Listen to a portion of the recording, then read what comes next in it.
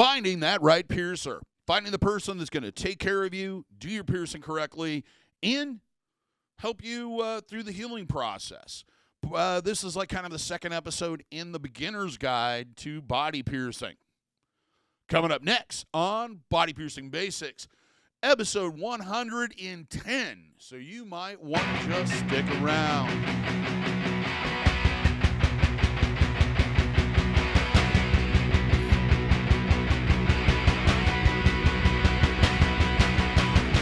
For those who are new to the channel, my name is DaVo. I'm a professional body piercer, and I have been since 1994. I own and operate the Axiom Body Piercing Studio located right here in Des Moines, Iowa, inside Skin Kitchen Tattoo.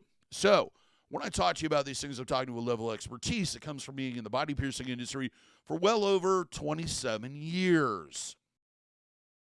What I'm going to cover today is probably one of the most common questions I get asked. How do I find a piercer? How do I find somebody that is going to take care of me, that's going to do it correctly, that's going to have the skills to do it, the experience to do it, and is going to give me the correct information on how to take care of it properly and be there if I need support?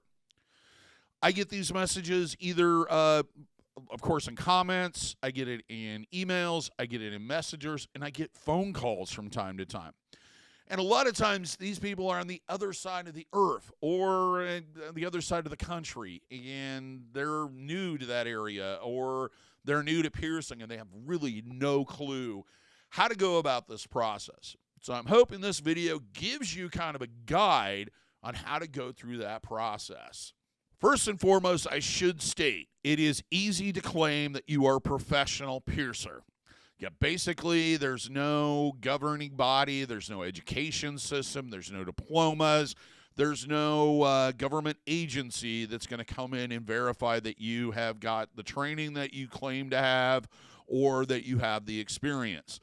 Now, that said, there are some states, some countries that do regulate body piercing.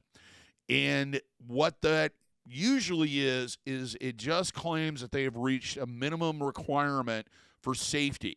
They're more concerned when it comes to government agencies that the person who's doing the piercing has been educated enough or has enough knowledge or has a proper establishment to a point where they are not going to probably give you a communicable disease such as hepatitis.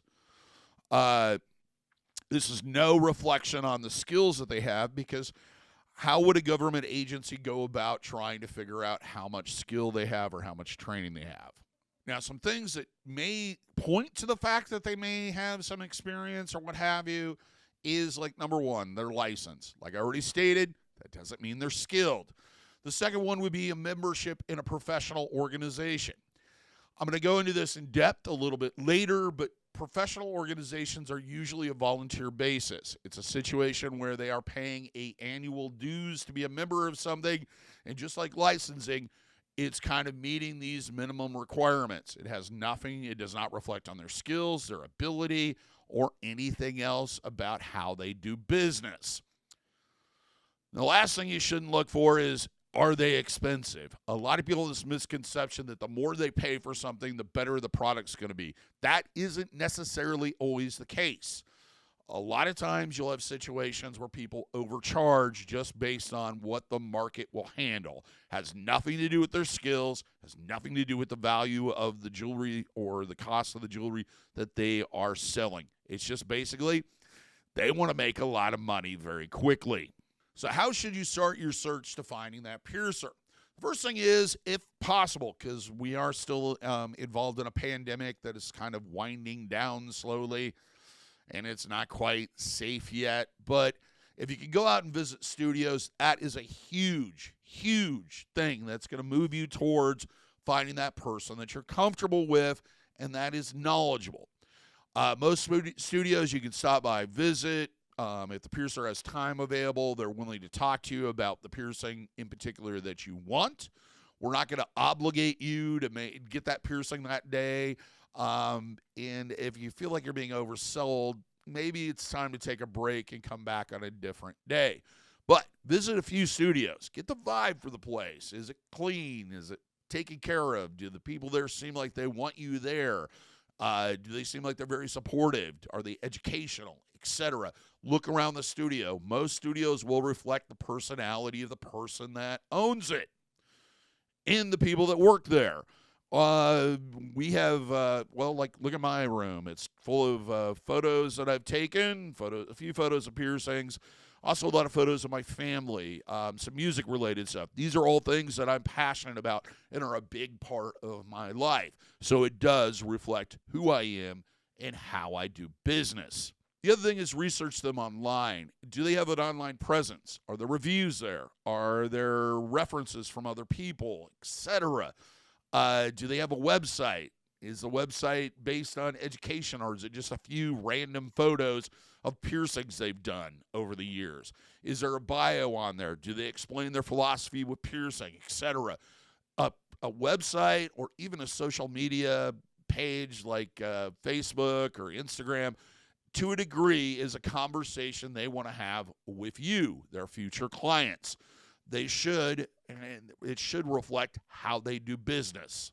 The next one is ask around. If you see somebody that's pierced, or you know somebody that's pierced, approach them respectfully and go, hey, who did that? Who did your nose piercing? What was the experience like? Did you like them? Do they do a good job? Was there problems? Did you seem like you got what you paid for? Were they there if you had a problem? That sort of thing. Nothing is better than a few good references, and usually they're not as curated as a review would be. The last one is schedule a consultation. Most piercers, especially if they're an extremely busy shop, want you to schedule a time where you can come in and they can spend 10 to 15 minutes with you and discuss what you're thinking about as far as piercings. They're happy to sit down, discuss some of the things that may enter into your decision on whether or not you want them to do the piercing, and whether or not you want to get the piercing. And I'll go into that, what to expect in a consultation here in a little bit. Before I go into the next part, which is what you should look for, if you like the video, find it informative, find it useful, please give us a thumbs up. Also, if you haven't already, please subscribe, hit that notification bell so you're notified every single time we post something. Lots of educational videos on piercing, tattooing, and everything that kind of relates to it. Next up, I want to move on to what you should look for. First thing is, do they have an online bio? If either on their website or some social media program or somewhere, social media network, and it should include where they apprenticed. Apprenticeship is very important when it comes to the body piercing industry. Really, the only way that you properly learn how to pierce is from another piercer, and then piercing under supervision and observation to improve your skills. This is not something you can take an online course for, or go to a seminar that's 4 days long, or watch somebody for a couple days and then suddenly I pierce. It takes more work than that.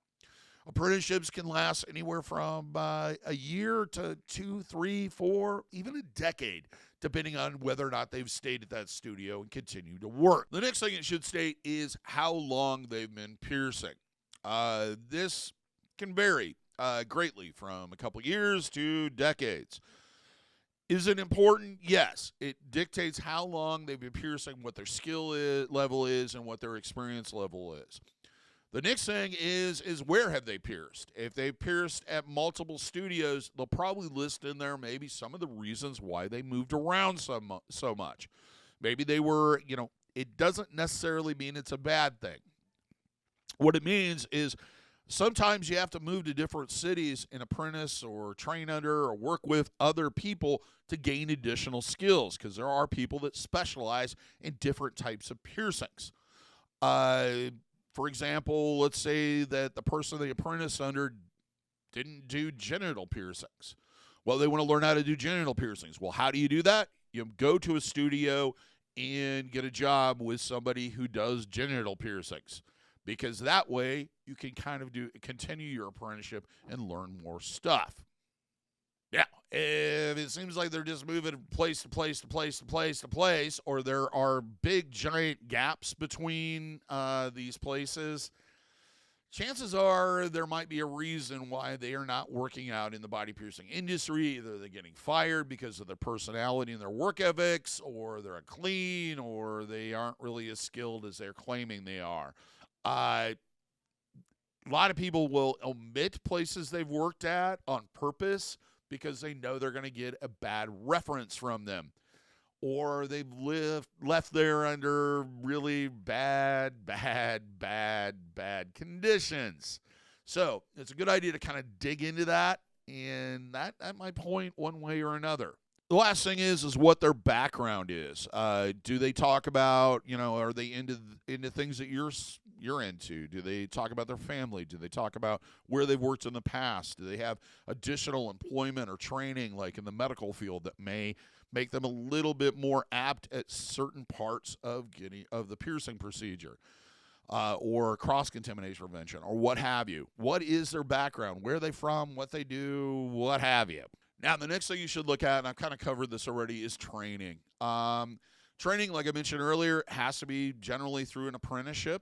You can't just basically learn this in a day or 4 days. You really need to go through an apprenticeship.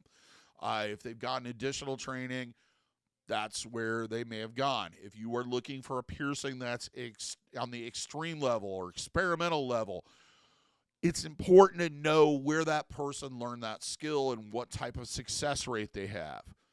Now, this is really important, and a lot of people are like, what are you talking about? Well, there are people out there that specialize in things like surface-to-surface piercings, or dermal or subdermal implants, things that are a little beading and purling and all this other stuff.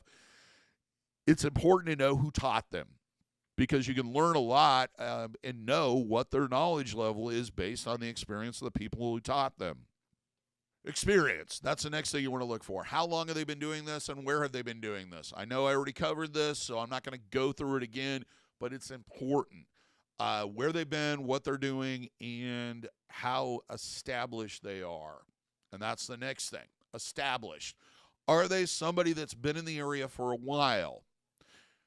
Why is this important? Because if they're constantly moving around, they may be trying to get away from their bad reputation. The other reason is that if they're established, if there is a problem during that long healing period, which in some cases can be over a year, you have somebody to go to if there's a problem. They're also going to support you with maybe changing jewelry or picking out future jewelry or guiding you through that process. If they're established, you're going to have more support. If they aren't established and they're like a carnival pulling into town, do your piercing, and then leave, you're going to have no support there. Now, this is kind of important because if they don't have this and it's regulated in your state, they're operating illegally, and that might be a bad sign or a red flag. Are they licensed? If it's required where you're at, it's very important to find that out, because if they're not licensed, no, you don't want to be there. With us in Iowa, piercing isn't regulated, but tattooing is. We have to fulfill or sit at the same level of any of the requirements that are normally there for a tattoo studio. So in a way, we are kind of licensed, but not licensed. The next thing is, when you visit the studio, is there pride of ownership? Does a place look clean? Does a place look maintained? Is there cobwebs in the corner? Does it look like anybody cares about anything that's going on in there? Are they really open and willing and excited to show you things around the studio? Are they passionate? Are the people that work there passionate? Pride of ownership has a lot to do with that. Just like when you purchase a car, you don't want to buy one with an ashtray full of cigarettes, cigarette holes in everything, and dirt and debris and garbage in the seats. Look at their portfolio. Most places will have a portfolio. It may be updated, it may not be updated, but it should show a number of healed piercings. The thing with piercing photos is it's important that they are taken once the piercing heals, because pretty much any piercing with a little bit of cleaning up and etc. can look pretty darn good right after it's done. Now, 3, 4, 5 months into the healing process, or after it's healed or it's rejected, that's an entirely different situation. That is part of the reason why you see a lot of these very experimental or edge piercings, like service piercings, service trachuses, and horizontal lip piercings, and snake bites. You see a lot of photo evidence of these being done, but you don't see the aftermath. And the reason is because usually the aftermath isn't good. So, in the same way, it's just a plain old-fashioned navel piercing. How good that piercing looks after it heals, it says not only did they perform it correctly, but they gave the person the support and enough information to heal it out correctly, and their methods are sound. Of course, look at references and reviews. Reviews are always, as I put it this way, I've had people come in and go, "Yeah, you were the only studio with a 4.9 average." All that means is only one person gave me a 1 star. They are really, a lot of times, even places that have very negative reviews, it has more to do with the person that actually took the time to review them. And a lot of times people are more motivated to place a review or write a review when they've had a bad experience. They're less likely to when they have a positive experience. However, it's a good place to look. Look at the negative ones and look at the positive ones and weigh them. Make your own decision. Do your research. Also, like I mentioned earlier, talk to people that have actually been pierced. If they've been pierced there and they have friends that have been pierced there, discuss how that experience was, how the person was, what their mannerism was, and what the results were like. And if they had a problem, how did they respond?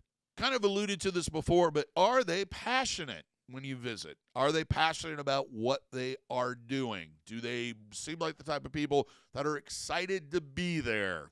And I know that may sound strange, but you'd be surprised. Are they happy to greet you? Do you feel like it's a warm, inviting environment? Do you feel like they are sitting there trying to sell you something but don't really care about it? Or is it a situation where this is something they really love and they love doing? And on that same note, are they willing to answer questions that you have openly? Are they excited to educate you about the piercing and piercing process?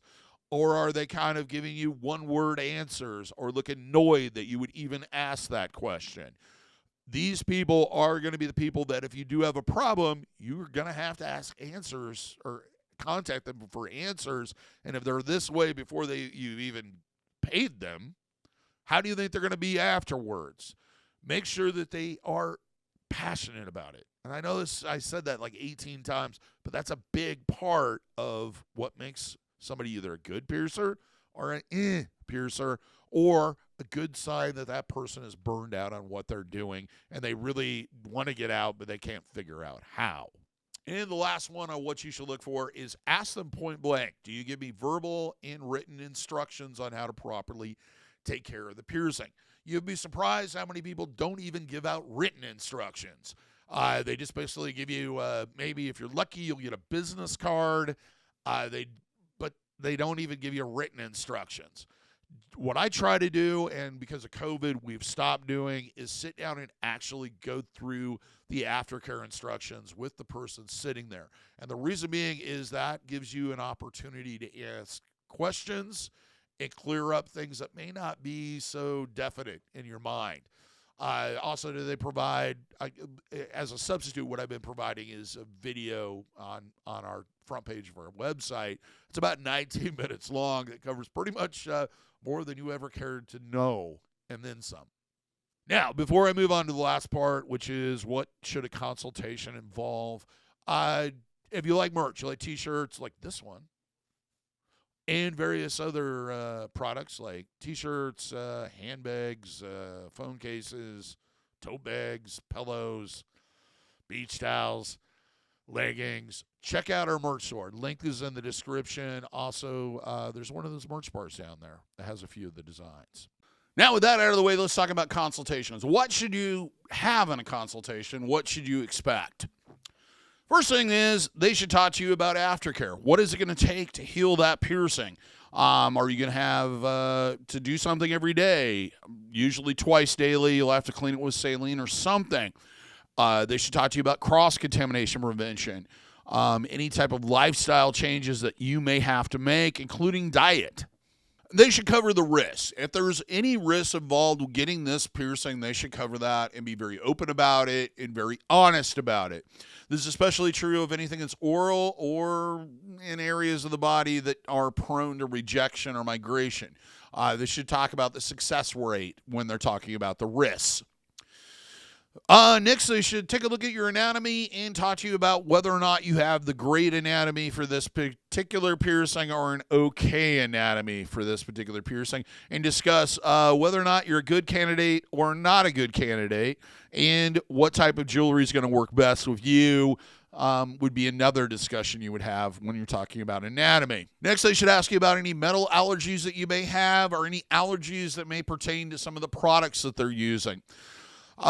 We use a lot of things to disinfect, a lot of materials, a lot of et cetera, and we like to make sure that you don't have any allergic reactions to any of that, or anything that may cause like problems.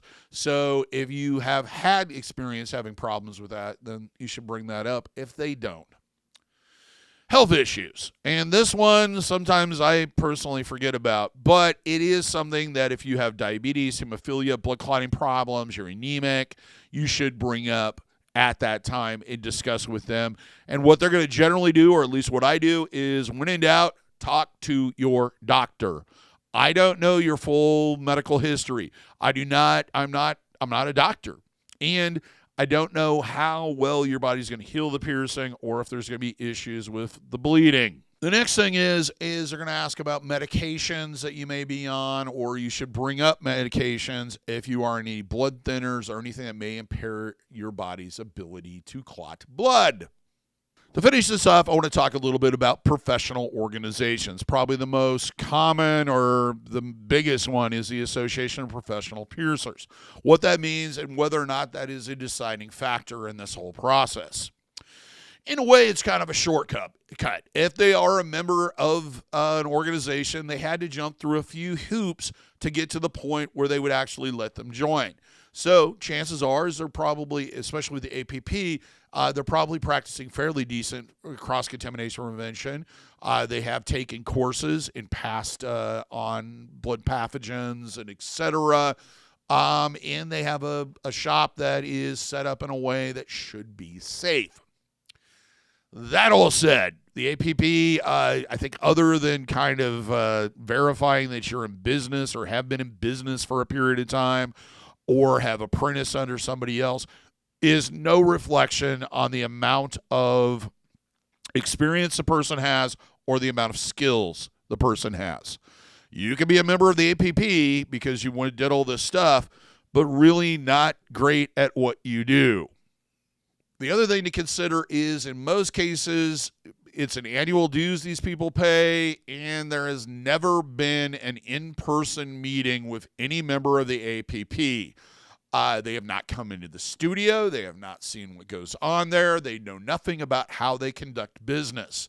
All it means is they're up to date on their dues, and they have followed some principles and passed a basic online inspection and passed a few courses. And, of course, they're licensed if that's required in their state. Well, that's all I have to say on this subject today. I hope you found it helpful, and I hope that it helped in maybe your decision process of finding that piercer that's right for you. If you have any comments or questions or what have you, or maybe you have an additional suggestion that may help someone else out on picking out the right piercer, please leave a comment. I usually answer them when I have time. I'm a little bit behind right now. Till next time, here's hoping all your piercings heal with ease and without a single issue. And if you're in the Des Moines, Iowa area, I hope to see you for your body piercing needs in the future. Thank you for watching. Have a good day, and we'll see you in the next video. Probably one of these, maybe.